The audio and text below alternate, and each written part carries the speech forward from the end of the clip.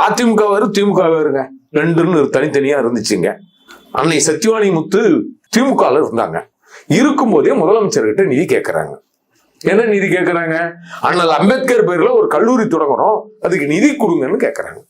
கருணாநிதி சொன்னது, அண்ணல் அம்பேத்கர் பெயரில் கல்லூரி வருவதற்கு மனசு இல்லாததுனால நிதி பற்றாக்குறை இருக்குன்னு அந்த காலத்திலேயே சொல்லியிருக்காரு.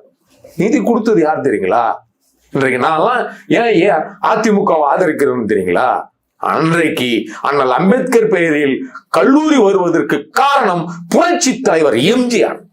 அவருதான் நாடகங்கள் எல்லாம் போட்டு அந்த நிதியை தனிப்பட்ட முறையில பொறுப்புல இல்லாத, முதலமைச்சர் பொறுப்புல இல்லாம கொடுத்திருக்காருங்க. இது எத்தனை பட்டியல் சமூக தலைவர்களுக்கு தெரியுதுன்னு தெரியல. ஆனா அந்த கல்லூரி அம்பேத்கர் பெயரில் அம்பேத்கர் வாழ்க அம்பேத்கர் வாழ்கன்னு குரல் கொடுக்கிறவங்களுக்கு எல்லாம் தெரியுமா? அவங்க எல்லாம் யாரும் ஆதரிச்சிருக்கணும்? முறையா நிதி கொடுத்தவங்களை ஆதரிக்கணுமா, நிதி கொடுக்காத கருணாநிதி ஆதரிக்கணுமா, திமுகவை ஆதரிக்கணுமா என்ற கேள்வி இருக்குல்ல. நாடகங்கள்லாம் போட்டு ஒரு 5 லட்சம் ரூபாய் பணம் திரட்டி சத்யவாணி முத்தம்மா அன்னையை கூப்பிட்டு, இந்தாக்கா கல்லூரி தொடர்பு என்னுடைய அக்கான் தான் கூப்பிடுவார். அக்கான் தான் கூப்பிடுவார். இன்னொன்னு, எம்ஜிஆர் அவர்கள் தான் பட்டியல் சமூக தலைவர்களை தேடி போய் ஆதரவு கொடுங்கன்னு கேட்டிருக்காரு.